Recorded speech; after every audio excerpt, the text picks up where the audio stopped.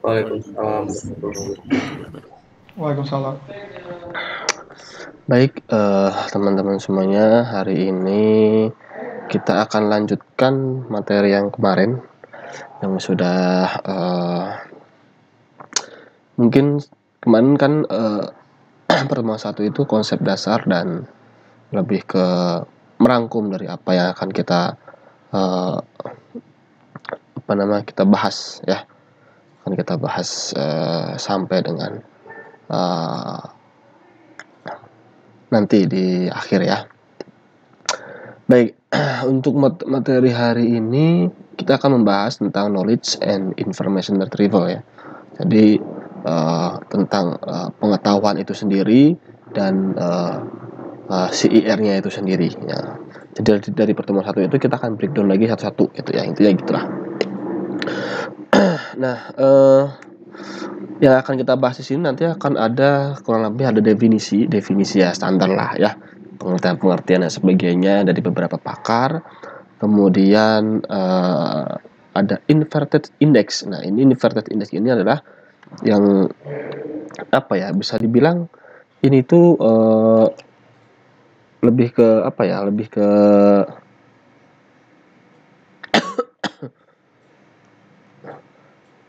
sebentar, saya harus screenshot dulu. Jadi inverted index ini adalah hal pertama yang dilakukan pada metode IR itu sendiri gitu. Nanti inverted index itu ngapain aja, terus tugasnya ngapain, terus fungsinya untuk apa dan sebagainya akan saya jelaskan.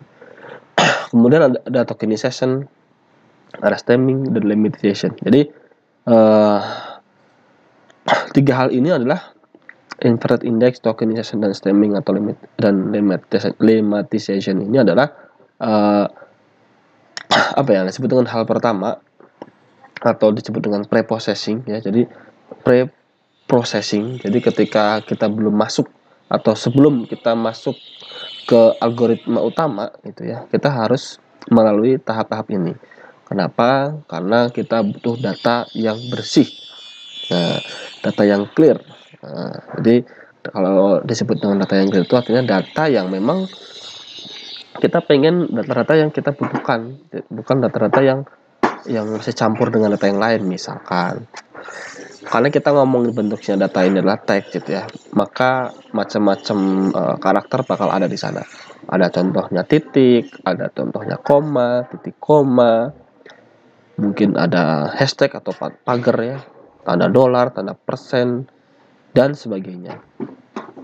Sedangkan kita pengennya hanya mendeteksi apakah konten atau misalkan komentar atau misalkan dokumen tersebut berisi dokumen yang sifatnya positif ya, atau sifatnya adalah negatif ya.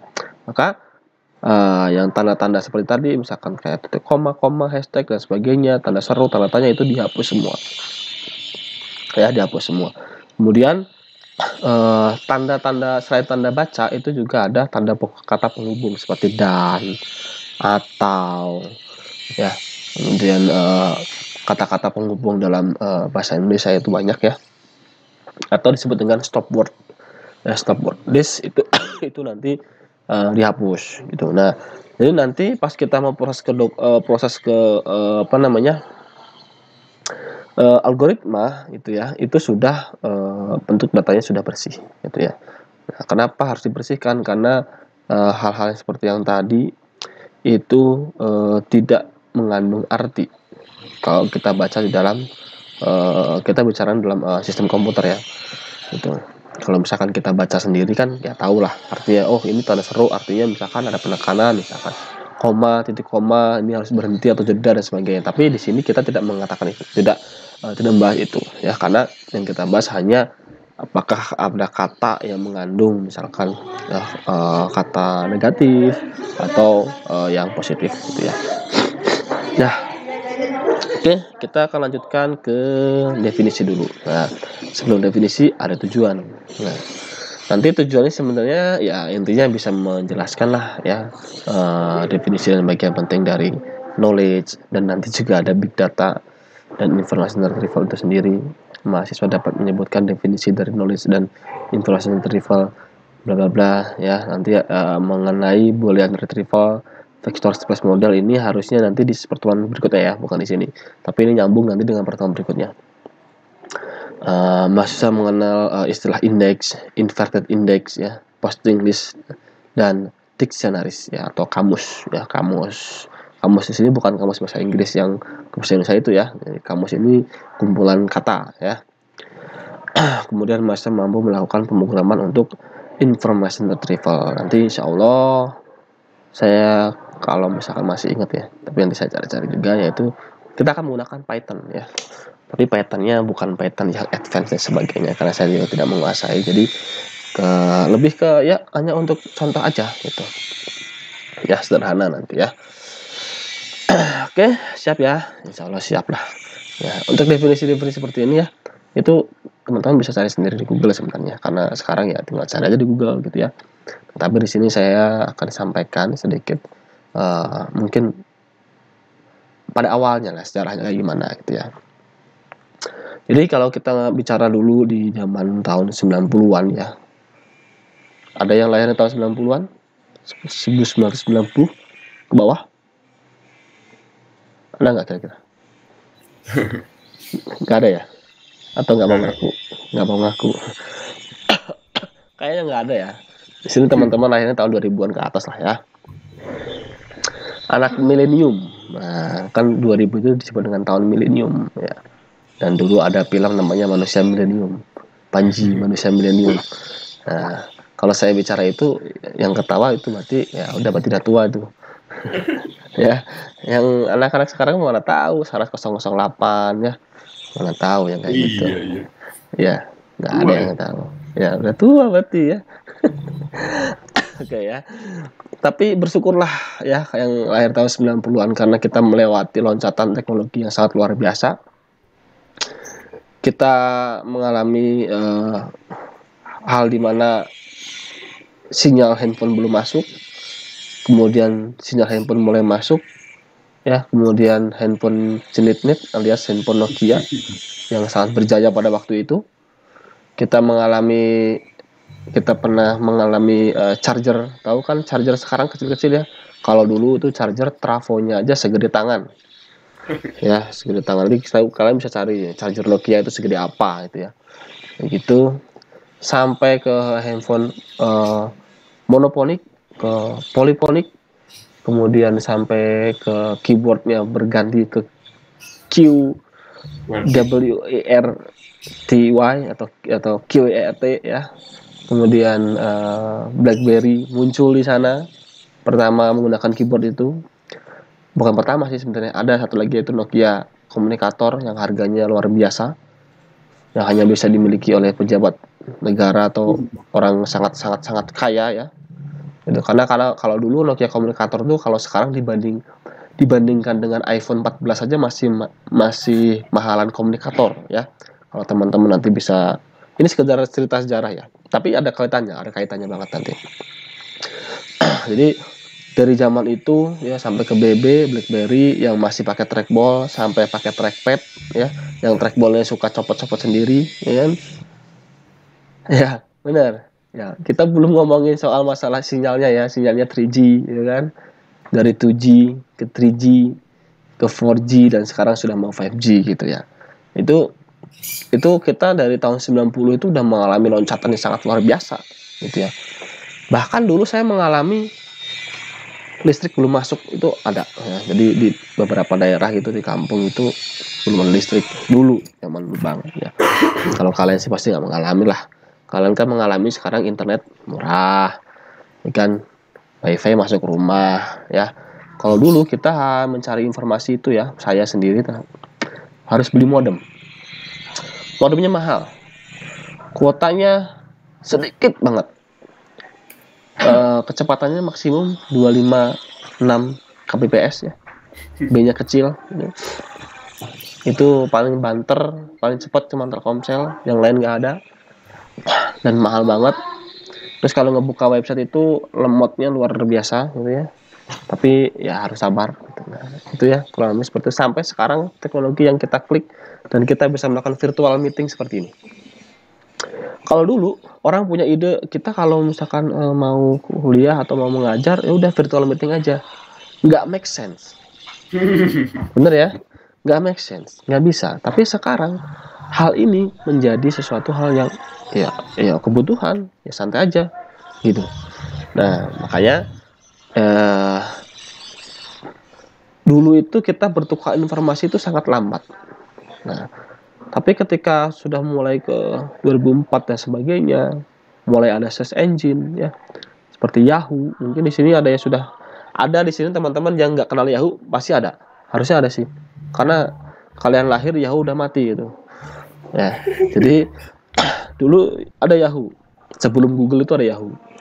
Nah Yahoo ke Google. Nah dulu ke warnet ya kita bayar itu dan sebagainya ya, itu zaman-zaman Yahoo dan Google. Kita bermain chatnya itu pakai MIRC ya, kemudian berkembang menjadi Yahoo Messenger. Nah itu awal mula chat dari sana ya, itu dari sana itu kita pakai MIRC itu udah kayak wah keren banget.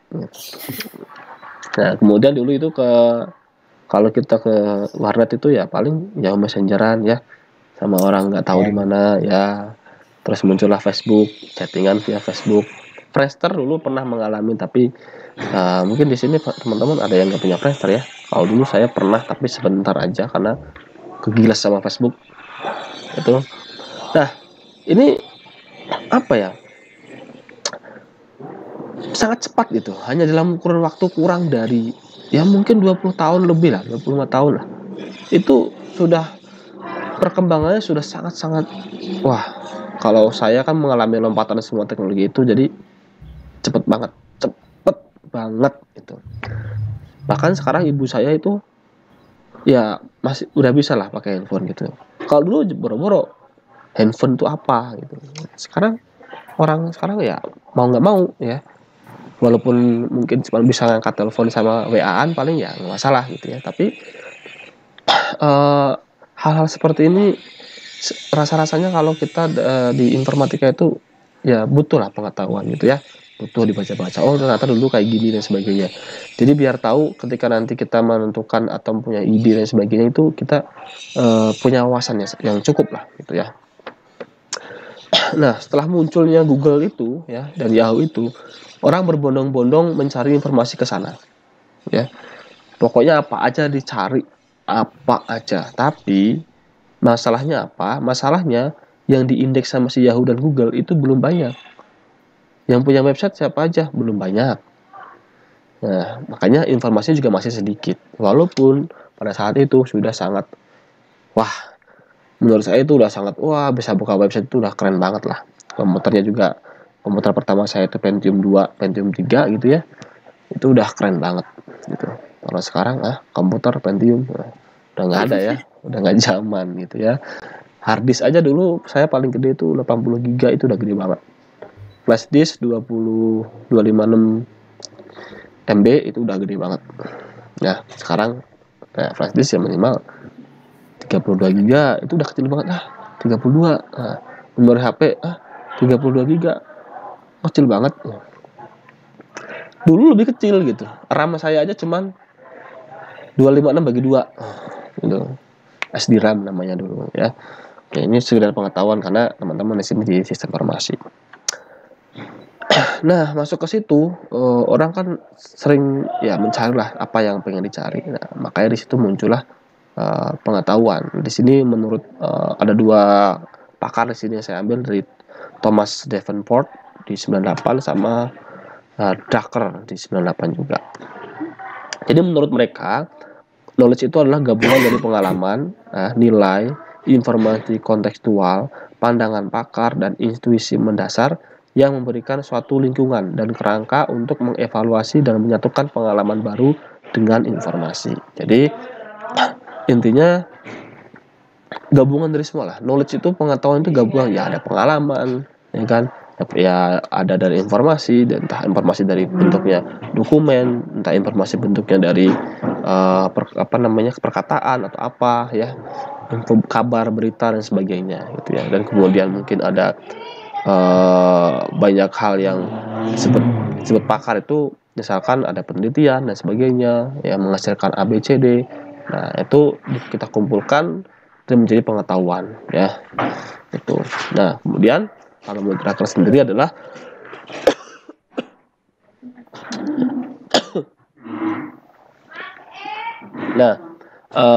knowledge sendiri adalah informasi yang mengubah sesuatu atau seseorang. Iya, kenapa? Ya, jadi informasi sendiri adalah informasi yang mengubah sesuatu atau seseorang. Jadi knowledge menurut Drucker itu adalah sederhananya, kalau kita punya pengetahuan itu kita bisa mengubah sesuatu atau bahkan seseorang. Ya, sesuatu itu misalkan ya tadi ya, kita punya loncatan teknologi, itu kan dari pengetahuan. Oh, dari 90 belum ada internet ya, masih GSM itu GSM dan CDMA zaman dulu itu masih dalam rangka perpindahan dari kabel ya, telepon rumah kabel ke telepon broadband ya, yang pakai tower ya. Itu masa-masa itu ya, orang nggak akan pernah kepikiran bagaimana caranya video call, bagaimana cara telepon murah pakai data. Nggak ada, belum ada kepikiran sampai sana. Mungkin ada di luar negeri tapi belum bisa diterapkan ya, karena infrastrukturnya nggak ada. Kemudian bertambah lagi ya, sudah mulai dari 2G, 3G ya. 3G sudah bisa mengirim dokumen video tapi masih sangat mahal. Dulu Telkomsel kalau misalkan kita mau pakai 3G gitu ya, wah, videonya aja udah saya ngomong A, nanti nyampe di sananya mungkin mungkin lebih dari 4 detik 5 detik lah, lebih bahkan gitu ya. Itu baru kekirim ke sana ngomong apa gitu ya. Jadi delaynya sangat-sangat amat lumayan lah. Itu 3G gitu ya zaman dulu. Nah, kemudian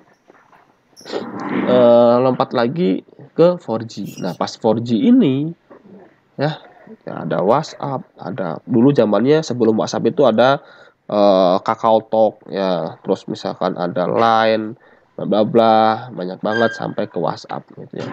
Nah, itu aplikasi-aplikasi chat ini langsung menjamur. Kenapa? Karena dengan menggunakan 4G tadi gitu, kita bisa mengirim teks, gambar dengan sangat cepat. Wah, cepat banget. Karena saking cepatnya, akhirnya dalam satu aplikasi itu menyimpan data yang sangat besar. Ya kan? Bayangkan kalau kalian sekarang punya satu orang bisa punya berapa grup, ya kan? Dalam satu grup bisa ngirim berapa gambar, ya kan?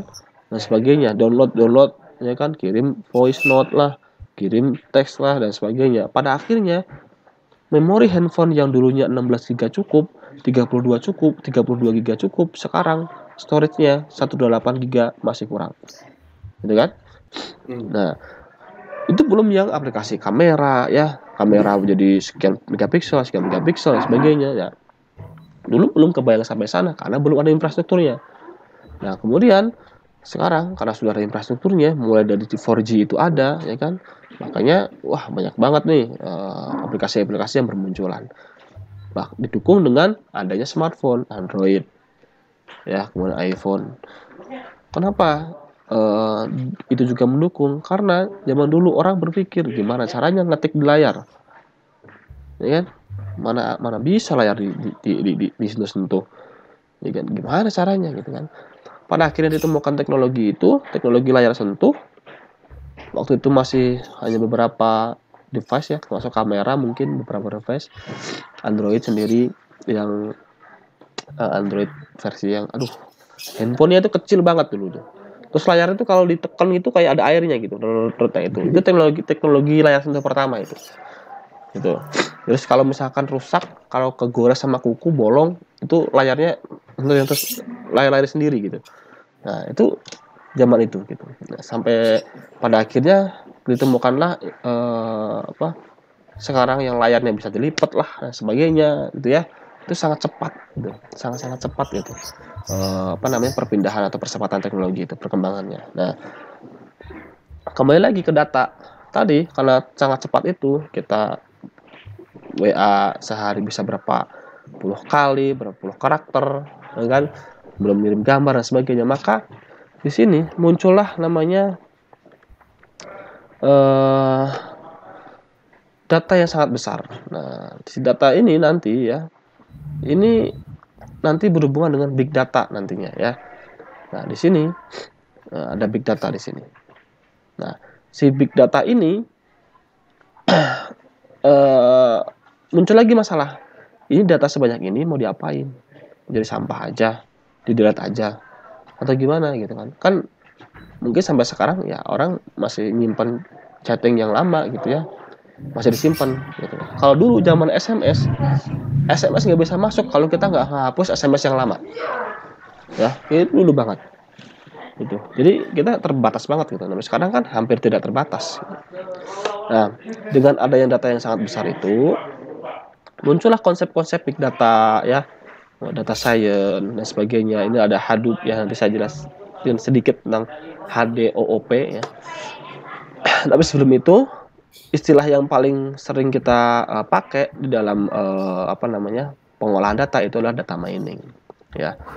Jadi konsepnya adalah big data, data yang sangat besar. Itu gimana caranya kita menggali informasi dari sana? Caranya adalah dengan data mining. Data mining sendiri itu adalah serangkaian proses untuk menggali nilai tambah dari suatu kumpulan data berupa pengetahuan yang selama ini tidak diketahui secara manual. Nah, maksudnya gimana? Maksudnya seperti ini. Tadi kita punya data bentuknya teks ya, gitu ya. Kita bentuknya teks atau mungkin yang lainnya, nggak harus itu. Contoh di dalam HP ini, di dalam HP smartphone kalian, ya, teman-teman semuanya itu ada yang namanya tracking gitu. Ketika kita ngetik apa, ketika kita searching di Google itu apa, kemudian membuka aplikasi apa aja, ini kan. Nah, itu waktu itu saya pernah punya videonya, aduh, saya lupa dari di mana. Nanti kalau ada saya coba cari. Itu si Facebook itu bisa mendeteksi kita buka apa aja. Ya, kita buka apa aja, kita ngekliknya apa dan sebagainya itu bisa. Sebelum undang-undang perlindungan data internasional itu digalakkan ya, perlindungan data pribadi digalakkan. Itu Facebook dengan sangat mudah itu mendeteksi kita behaviornya ngapain aja. Ada yang sering buka Lazada, ada yang seringnya buka Shopee, ada yang seringnya buka Tokopedia. Terus misalkan di situ bukanya baju-baju atau misalkan elektronik atau apa, itu diambil semua datanya sama si Facebook. Nah, ketika kita ada yang iklan, misalkan kita ngiklan di Facebook gitu, nah otomatis akan tertarget. Oh, si ini sering bukanya fashion ya, maka akan dikasih iklan tentang baju. Dan sering bukanya aplikasi Lazada Pak, nanti akan dikasih iklan dari Lazada. Kalau misalkan Shopee ya Shopee, kalau Tokopedia gitu. Nah, sekarang karena perlindungan data itu sudah sangat digalakkan, maka sudah tidak terjadi lagi. Tapi nggak tahu ya, apakah mungkin ada celah atau mungkin yang lainnya kita nggak tahu. Tapi belum lama ya, itu belum sampai setahun itu. Itu dulu itu benar-benar terjadi dan saya ngecek sendiri yang benar. Wah, kelihatan banget saya buka apa, saya ini. Nah, itu melanggar privasi ya, intinya gitulah.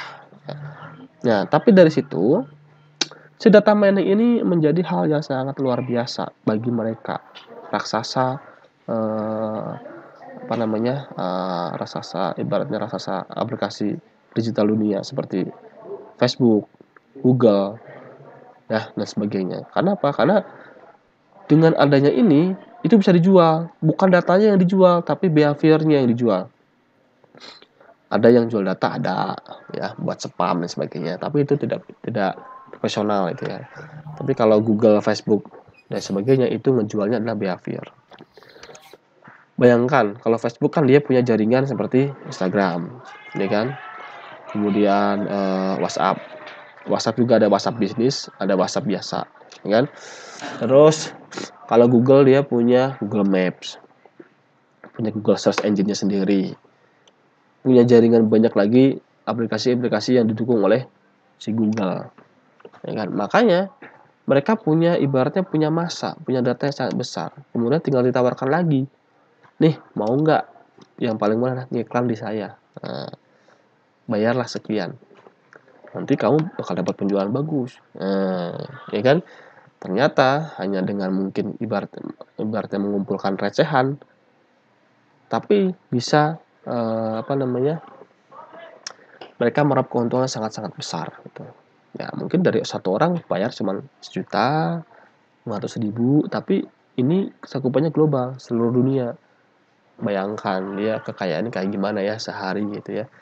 Nah itu dari situ ya awal mulanya gitu. Nah kemudian di sini saya sedikit jelaskan tentang HDOP ini ya, tapi di Indonesia jarang dipakai. Ini adalah sebuah framework untuk mengolah big data ya. Ini frameworknya dari Apache, nanti bisa dicari sendiri ya, dari Apache. Dan kemudian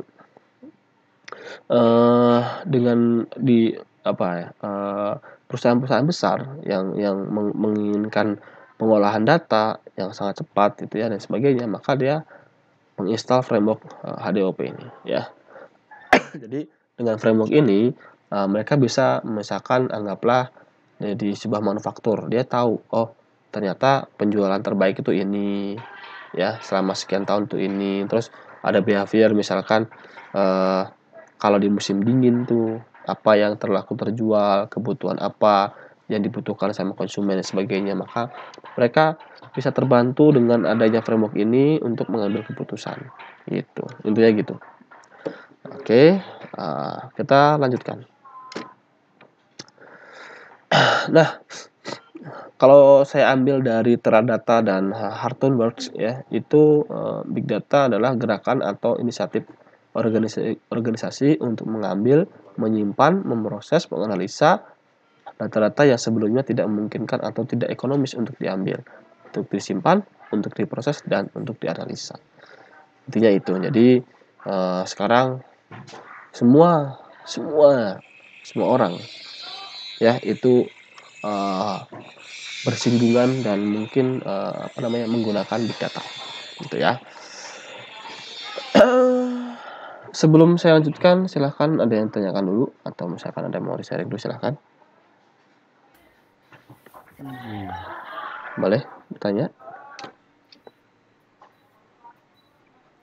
Aman ya? Aman ya, karena kita masih ngomongnya definisi gini mah ya, cari Google juga ada Pak gitu ya. Oke, tapi nggak masalah ya. Tapi di sini saya pengen menekan kalau alurnya tuh dari awalnya tuh di sini gitu. Sebelum kita muncul ke text mining dan sebagainya, ada perhitungan yang rumit gitu ya. Itu awalnya dari sini. Nah, big data sendiri itu punya beberapa masalah gitu ya. Masalah yang kemarin kita sudah bahas di pertemuan 1 ya, tentang struktur dan tidak struktur dan sebagainya.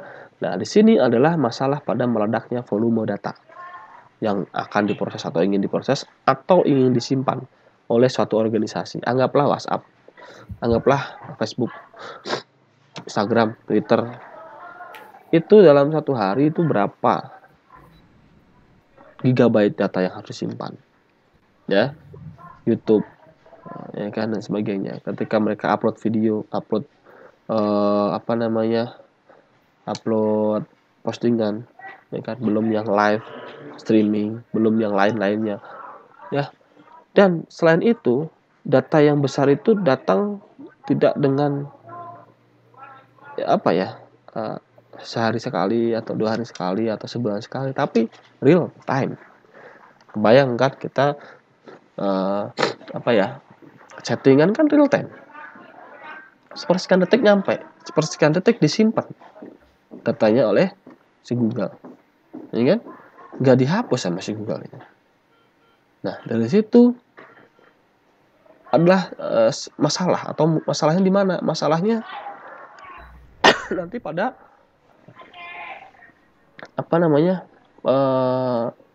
metode apa yang paling cocok untuk misalkan nanti mengambil informasi dari data yang sangat banyak tadi, dengan mengambil informasi yang cepat ya dan akurat. Nah, gitu. Jadi di sini tidak mungkin diselesaikan secara tradisional. Nah, makanya muncullah information Kalau dulu ya kita masih baca koran, ya paling yang numpuk koran paling langganan 2 hari sekali, seminggu sekali, ya kan? Itu. Nah, itu ya yang berlangganan koran cuma beberapa orang aja gitu ya. Dari situ kalau koran kan ya paling segitu, nambahnya itu ya nambah tapi nggak secepat informasi digital gitu ya, koran digital yang kalau beritanya tidak menguntungkan diubah judulnya gitu kan. Banyak kejadian kayak gitu. Kalau dulu koran nggak bisa. Kalau sudah terlanjur nyebar, ya udah selesai gitu. Nah dari sini tidak mungkin diselesaikan secara tradisional, artinya dihitung atau dicari datanya satu-satu gitu ya. Nah makanya muncullah beberapa penyelesaian, yaitu dengan user centric dan computer centric. Artinya berfokus pada user dan ada yang berfokus kepada komputernya. Nah, yang berfokus kepada user sendiri ya itu adalah memahami bagaimana manusia itu kebutuhannya apa ya, terus bagaimana mereka memahami sesuatu ya, kemudian bagaimana suatu data itu dapat mempengaruhi mereka ya. Jadi misalkan ada sebuah postingan, kemudian ada orang yang mau nge-like, ada yang nggak mau nge-like ya kan, ada yang like, ada dislike dan sebagainya, itu kan berarti mempengaruhi mereka gitu. Kalau yang suka berarti dia oh ya cocok dengan saya, sependapat gitu. Kalau yang nggak cocok di dislike ya, atau minimal di skip. Nah itu akan menjadi hal-hal yang eh, diperhitungkan. Nah, contohnya di Google sendiri itu pas SEO itu ada yang namanya bounce rate.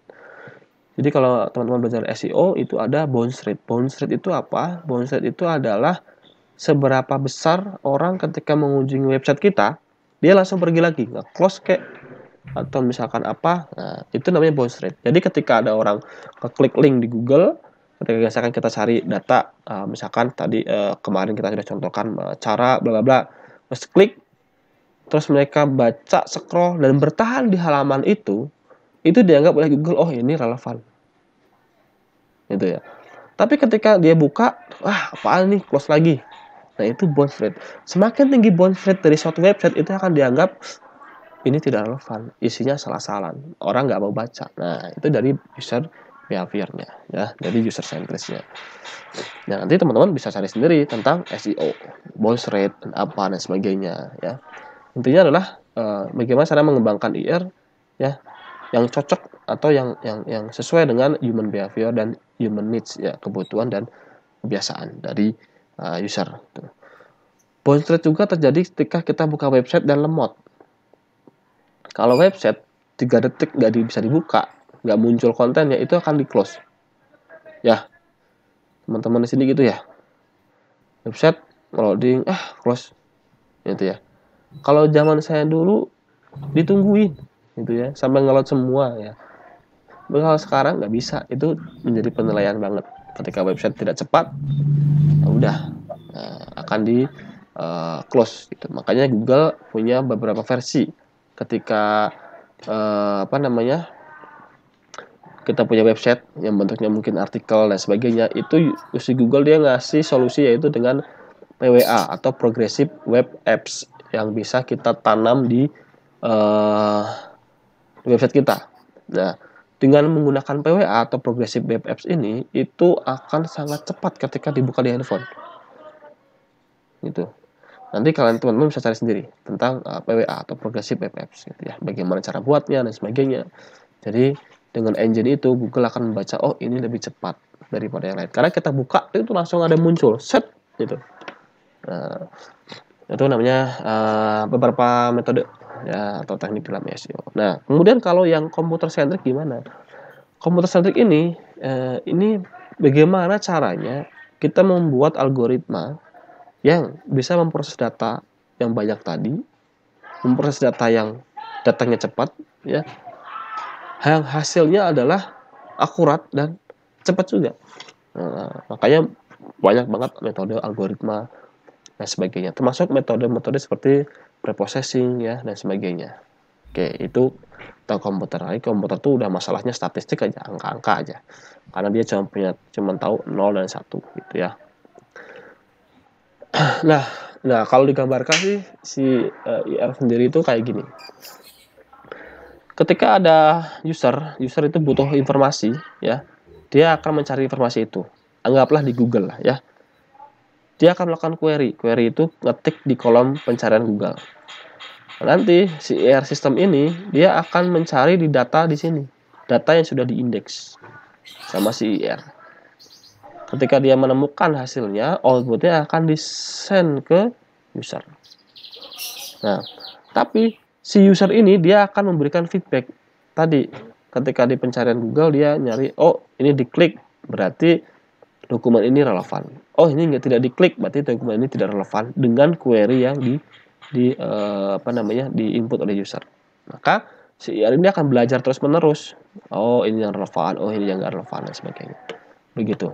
Kurang lebih gambaran sederhananya di situ. Jadi IR ini sendiri adalah suatu sistem atau metode atau apapun itu. Kalau teman-teman punya pandangan sendiri, si IR inilah yang akan menjembatani antara data dan user. Gitu intinya ya. Datanya bentuknya dokumen dan apapun itu, bisa bentuk angka, huruf dan sebagainya, video, gambar ya, audio dan sebagainya. Dan user ini cuma nyari bentuknya query text doang. Nah, maka si IR ini akan memunculkan sesuatu yang berguna bagi user. Gitu. Intinya gitu. Ada yang tanyakan dulu silakan.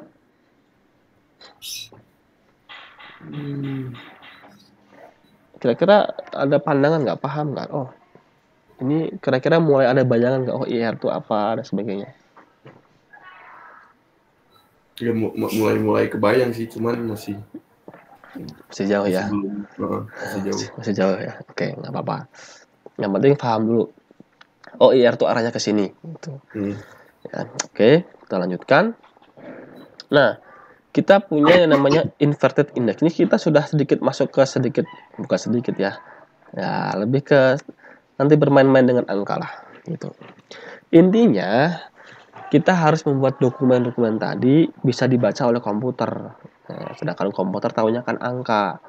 Gitu ya. Cuman bisa 1 atau 0. Gitu ya. Maka kita harus membuat datanya menjadi angka, intinya gitu.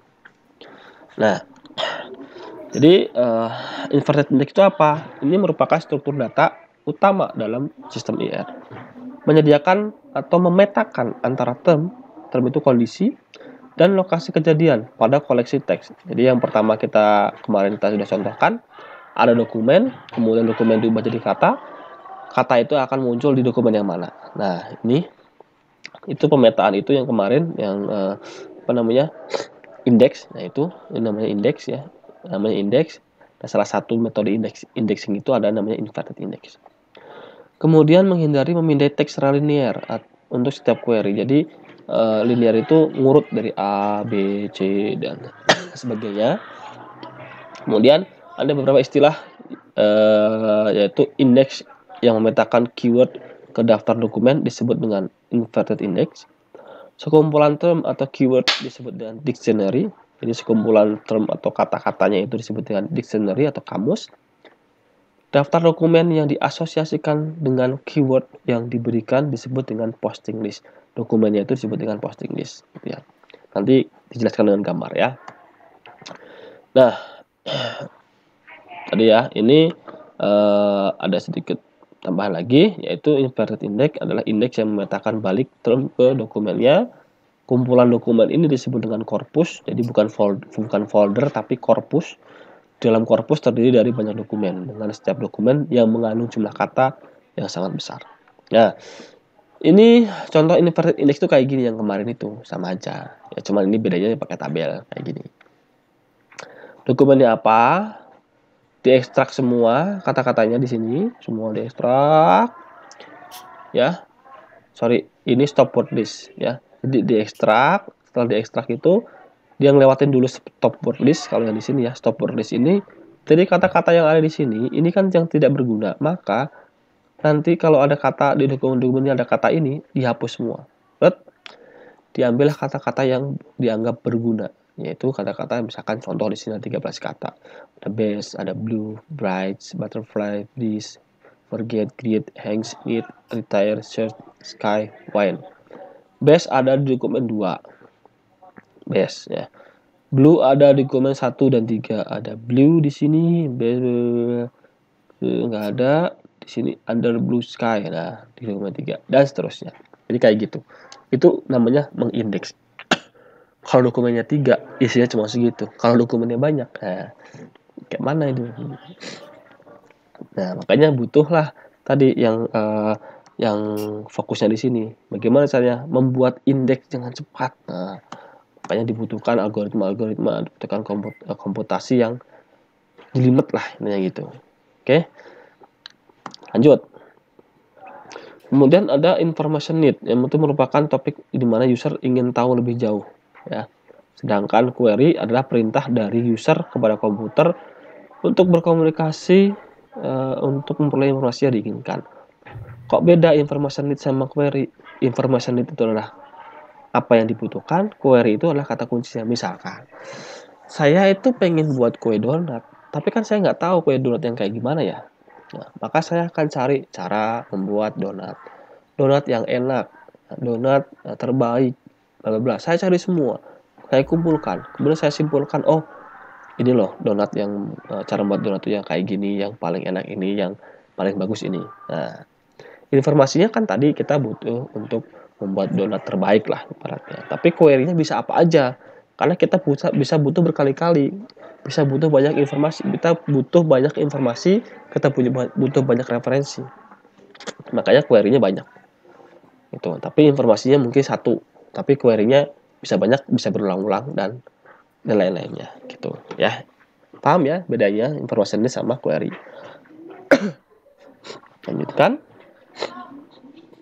Nah, nanti pada akhirnya kita akan menilai apakah indexing atau information retrieval atau sistem IR yang kita pakai, kita hitung ini memiliki kualitas yang bagus atau tidak. Maka kita butuh akurasi. Nah, cara menghitung akurasinya itu salah satunya adalah dengan menggunakan precision dan recall. Nah, apalagi ini gitu ya. Nah, nanti tadi ada data mining, ada data ini, data itu. Muncullah kata-kata precision dan recall. Apalagi. Nah, jadi precision ini menunjukkan berapa fraksi dari hasil yang dimunculkan relevan dengan informasi yang dibutuhkan. Sedangkan recall menunjukkan berapa fraksi dari dokumen relevan pada koleksi yang dihasilkan oleh sistem. Nah, cara penghitungannya itu kurang lebih kayak gini ya. Jadi ada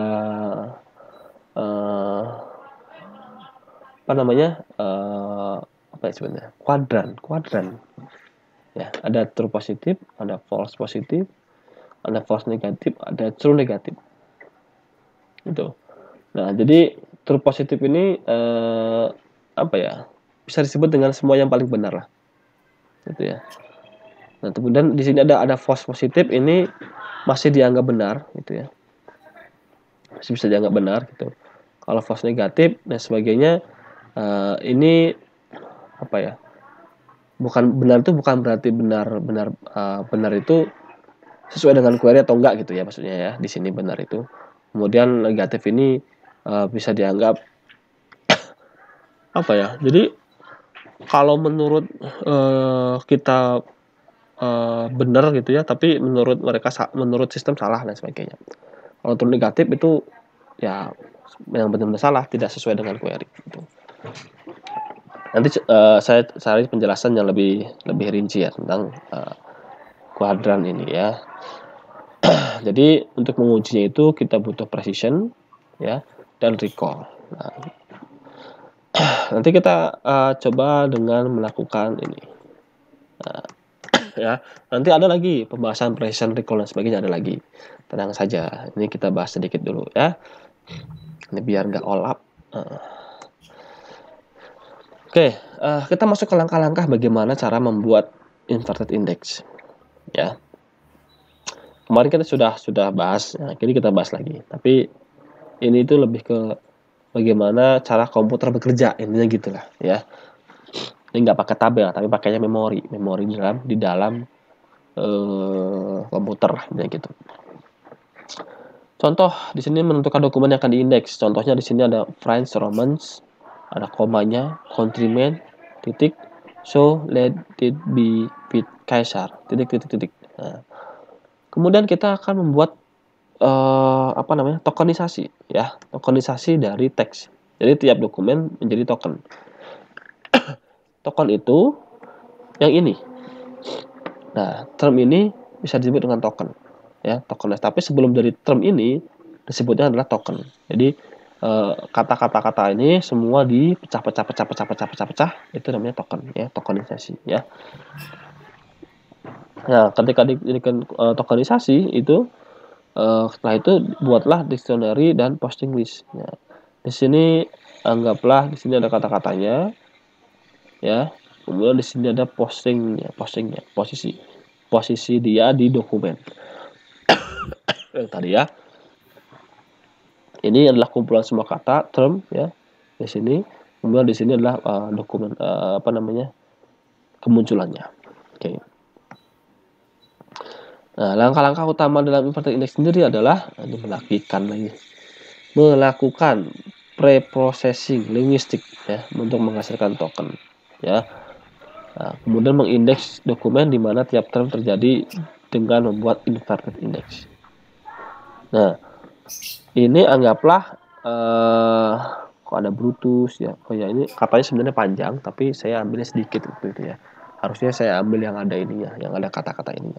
Tapi nggak masalah ya, intinya cara melakukan tokenisasi dari yang atasnya gimana? Jadi semua dipecah. French, Roman, countryman, so, let, it, ya, be, with, Caesar. Nah, kata-kata titik dan koma itu dihapus, dibuang. So itu juga dibuang. It, be dibuang ya. Nah, mungkin let-nya ini bisa dibuang, bisa diambil. With ini juga dibuang.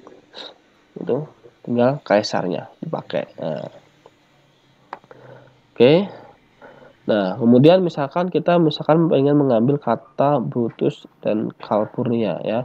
Maka cari Brutus pada dictionary, ambil postingnya, cari Calpurnia pada dictionary, ambil postingnya. Jadi kayak kemarin kita kalau yang kemarin kan kita pakai Boolean query, yang kayak gitulah intinya ya. Cuma beda-beda metode aja sebenarnya gitu. Nah, tokenisasi sendiri, nah ini yang tadi yang lebih lengkapnya. Memberikan urutan karakter dan sebuah unit dokumen terdefinisi, memecah-mecah kalimat menjadi bagian-bagian yang disebut dengan token dan menghilangkan bagian tertentu seperti tanda baca. Nah, contohnya tanda bacanya dihapus, koma-komanya dihapus ya. Tapi di sini masih belum menggunakan stopword. Jadi kata-kata misalkan me ya, yours itu masih dipakai ya. Nah, kemudian kita masuk ke stemming. Stemming ini digunakan untuk memperoleh urutan karakter pada dokumen menggunakan encoding Unicode UTF-8 contohnya ya. Kemudian lemmatization ini digunakan untuk mengembalikan bentuk dictionary dari sebuah kata yang dikenal dengan lemma. Algoritma yang populer adalah Porter atau Porter stemmer yang terdiri dari 5 fase reduksi kata secara sekuensial. Nah, maksudnya apa sih? Maksudnya gini. Saya ambilnya contohnya di bahasa Inggris, kenapa? Karena ya rata-rata penjelasan di bahasa Inggris dan kata di bahasa Inggris yang paling enak untuk dihitung ya. Contoh, ada sebuah kata, katanya itu karesis. Kalau di bahasa Inggris kan ada penambahan es, ada penambahan ed, ya kan, ada penambahan lain. Jadi untuk mengembalikan ke kata asalnya itu gampang. Nah, stemming dan lemmatization ini itu tugasnya adalah mengembalikan kata yang kata bentuk ketiga, kata bentuk kedua ke bentuk pertama semua. Jadi kalau misalkan kita punya dokumen yang sangat banyak, ada kata-kata yang sama walaupun ada bentuk 1, bentuk 2, bentuk 3. Ya, ini pengetahuan bahasa Inggrisnya diingat lagi. Itu akan dikembalikan ke kata awal. Nah, ini mereduksi dokumen sangat besar tadi. udah mah dibuang tanda titik komanya, titik-titik koma dan sebagainya dibuang. Terus kata-kata stop word list ya, kata-kata yang tidak berguna juga dibuang, plus dikembalikan ke kata awal. Nah, maka ini akan sangat-sangat mereduksi dari dokumen yang sangat besar menjadi lebih efektif untuk diproses. Nah, contohnya ini ya, kalau berakhiran SESS maka dijadikan SS kares ya. Kalau poni ya, ponies jadi poni. Kares jadi ini yang tadi ya, sama. Kemudian ada cats jadi cat ya, dan banyak lagi ya kata-kata dalam bahasa Inggris yang dikembalikan ke kata asalnya gitu. Dengan menggunakan teknik ini, maka nanti kata yang dihitungnya semakin sedikit, tapi kemunculan di semua dokumennya lebih banyak gitu. Yang misalkan ada yang menulis kares, ada yang menulis kareses, jadi di dua dokumen berbeda. Kan harusnya kemunculan satu-satu ya, tapi dengan kita balikan semua ke kares, maka kares yang ini dan kares yang ini pun sama ya, akan dihitung menjadi satu. Nah, jadi nggak dua kali lah, nggak bolak-balik ibaratnya gitu. Sudah selesai ternyata. Oke, sampai di sini ada yang mau tanyakan dulu, silakan ya. Udah mau bertanya, monggo. Ditunggu pertanyaannya. Tadi Pan, apa namanya Pak? Kalau misalnya pas implementasinya menggunakan bahasa pemrograman Python ya Pak. Nah itu apa Python aja yang bisa dipergunakan atau ada bahasa pemrograman yang lain yang bisa Kalau bahasa pemrogramannya banyak, tapi yang sekarang banyak digunakan tuh Python. Banyak digunakan karena lebih bagus atau ya lebih bagus dan lebih cepat dalam menangani data yang sangat besar. Gitu. Dan banyak orang yang menyediakan library untuk mengolah datanya daripada bahasa yang lain. Itu Python ya. Kemudian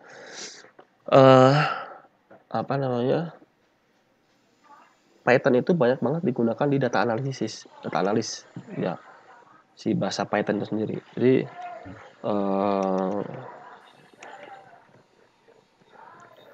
Google Colabs namanya apa ya, Google Colab. Coba saya share ya. Saya akan coba share di sini. Python itu ada banyak cara installnya ya, banyak banget caranya. Tuh. Tapi teman-teman di sini bisa menggunakan Google Colabs, colabsresearch.google.com, atau cari aja Google Colab gitu ya, Google Collaboration. Ini IDE Google. Iya betul. Jadi ketika ini Python yang kita bisa nyari ya, contoh kodenya ya, kayak gini ya. Ini saya di print selamat datang di Python. Nah, ini tinggal saya play gini. Nanti hasilnya ini udah saya ganti ya. Jadi 50. Ini misalkan kelihatan nggak? Harus gede ini sih. Nggak kelihatan ya. X-nya misalkan 50, Y-nya 100. Nah, kemudian hasilnya adalah X kali Y. Print hasil. Nah, tinggal di play, nanti muncul hasilnya 5000. Nah, bener kan? Kalau ganti tambah, misalkan jadinya 150. Ya, betul sekali. Ya. Terus misalkan di sini, nah jadi enaknya itu ini udah nih, kita baris kode 1. Ini kita misalkan untuk classification nih, contoh ya. Jadi saya punya contoh kata, ada train ini bukan kereta ya, tapi training ya. Dari kata training atau data yang digunakan untuk pelatihan. Dan testing, data untuk ngetes si ini kata-kata yang di atas ini. Ya.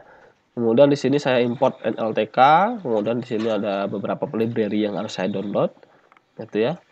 Nah, tapi saya tidak perlu mendownload di komputer ya, karena di sini sudah di downloadnya secara virtual semua, cloud, ya. Kemudian saya minta mengklasifikasikan I am feeling happy. Saya akan ini hasilnya bla bla bla. Set successful installer. Hasilnya adalah post. Tahu hasilnya post apa? Oh, tidak, Pak. Nggak tahu ya. Nah, karena di sini. Nah, ini saya jelasin sedikit ya. Karena ini sebenarnya nanti di akhir-akhir ya. Jadi saya punya data pelatihan. Ini anggaplah dokumen. Ini satu dokumen. Ini satu dokumen, satu baris di satu dokumen. Ya. Dan setiap baris ini dia punya kelas. I love this sandwich. Itu kelasnya positif maksudnya. Ya. This is amazing. Itu positif. Kemudian saya cari negatif. Contoh di sini. I do not like this restaurant. Negatif. I can't deal with this. Negatif.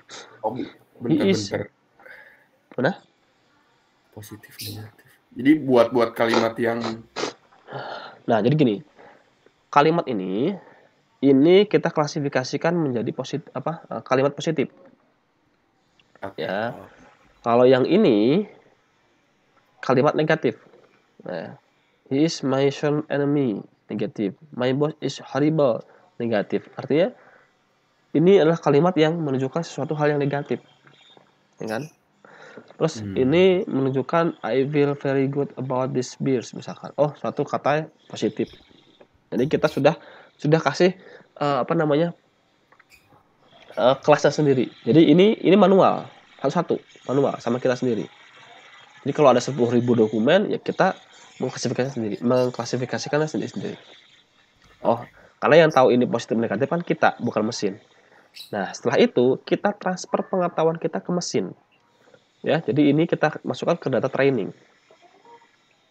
Kata-kata yang di sini itu akan diolah sama si Python-nya nanti ya, sama si naive Bayes classifier ya. Nah, itu diolah di sini. Jadi ketika diolah dia akan tahu, oh kalau ada yang nulis kata mengandung kata ini maka dia negatif, maka dia positif gitu. Iya. Ya, paham ya? Paham. Nah, kemudian kita ini ada testingnya. Testingnya itu kalau misalkan the beer was good, positif. Ya. Jadi nanti ada yang kita salah-salahin gitu. Nah, ini hasilnya apa? Benar atau salah gitu. Nah, itu yang berkaitan dengan tadi precision dan recall. Contoh di sini saya tulisnya I'm feeling happy. Nah, kemudian di sini tadi hasilnya positif ya. Hasilnya adalah positif. Coba misalkan kita ganti dengan kata apa ya?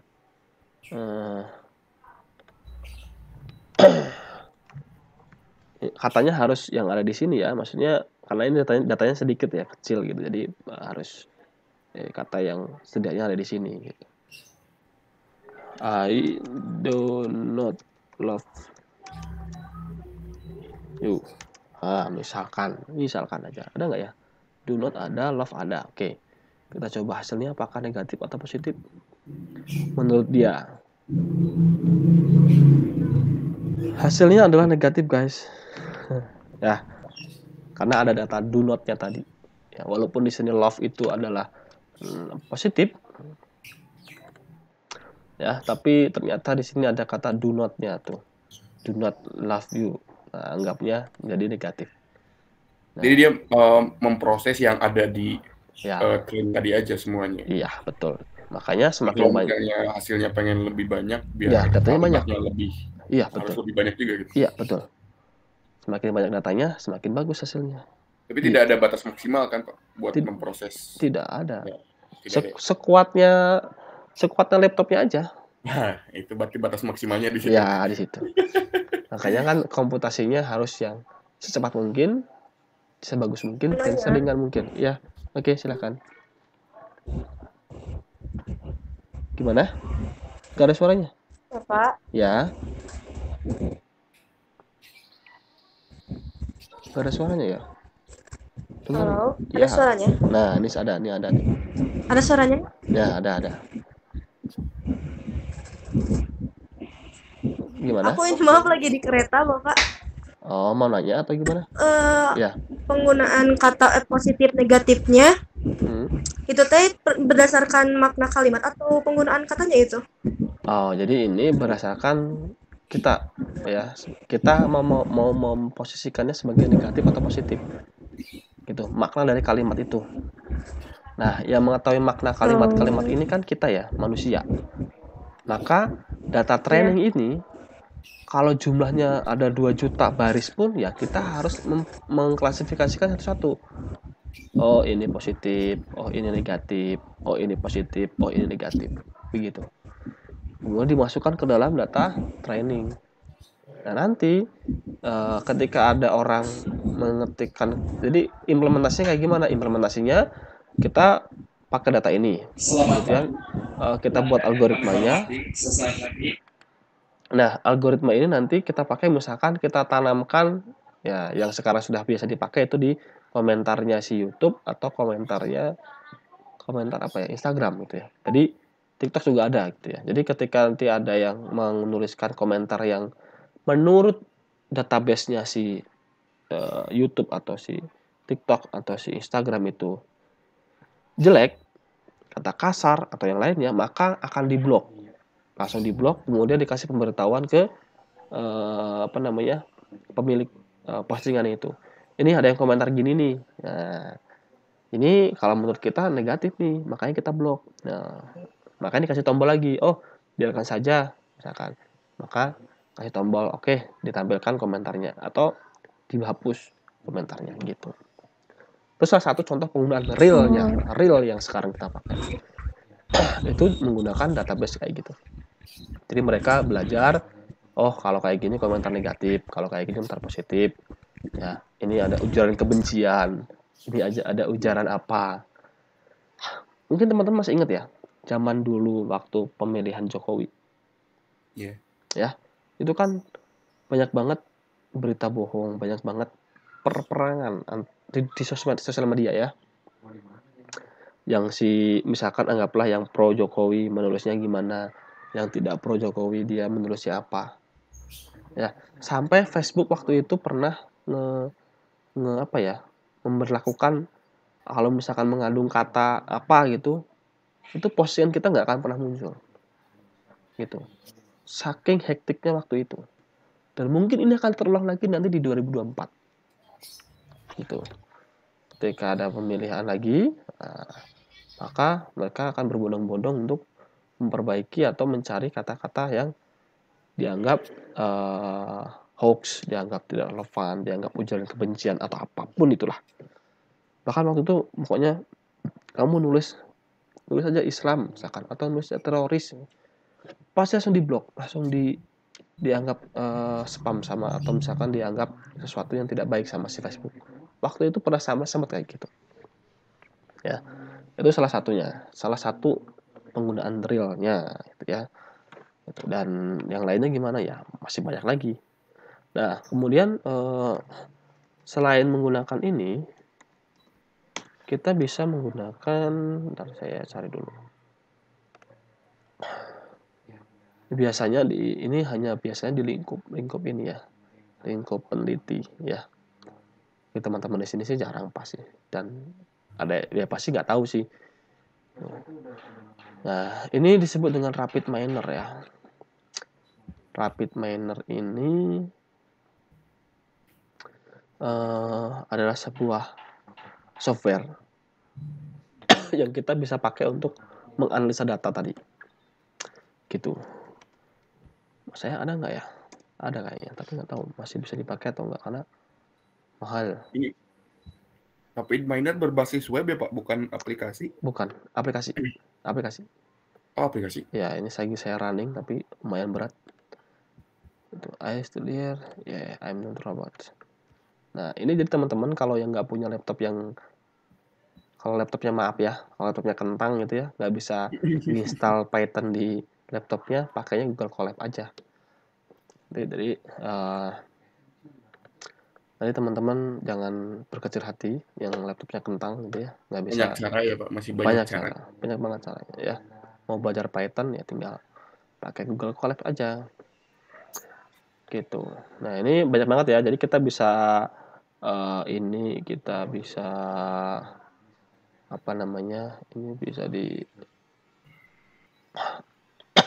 bisa nambah lagi nih, tambah lagi teksnya tuh, akan print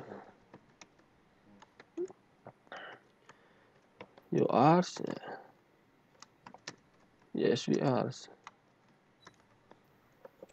misalkan ini tinggal di run nanti muncul ya, langsung muncul lah gitu ya, bisa perhitungan, bisa apa. Dan ini enaknya Python karena kita tidak perlu mendeklarasikan variabelnya, beda dengan Ya, Java, beda dengan C++. C++ yang kita harus var int bla bla bla, var string, var bla bla bla, char dan sebagainya gitu. Kalau ini dia udah baca sendiri.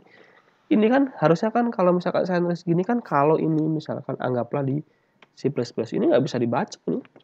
Iya, Ya, error pasti. Kamu tuh mau ngapain katanya gitu. Ini tuh angka atau huruf kan gitu. Ditanya dulu sama si C++-nya. Kalau di sini enggak.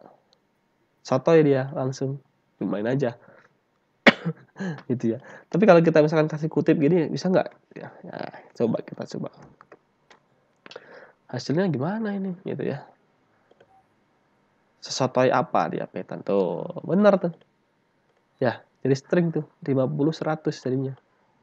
Oh, jadi Ya. penentuan string int-nya itu di value-nya ya, Pak? Ya, betul. Kita nulis value-nya gimana? Jadi ini mau berapapun bisa loh. Saya nggak tahu, saya belum pernah nyoba sampai berapa gitu.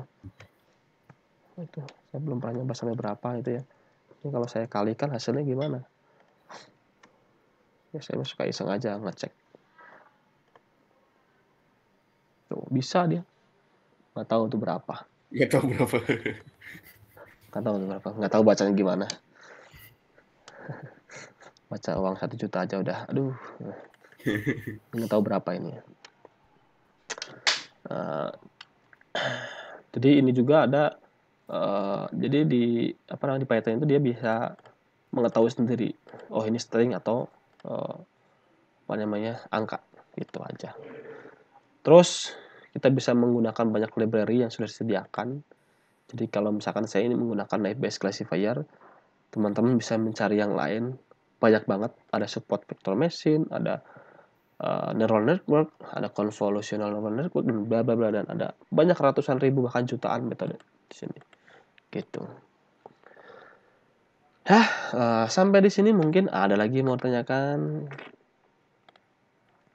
sambil saya share untuk nah ini untuk Python-nya, Python Rapid Miner-nya ya, saya coba tunjukkan sedikit.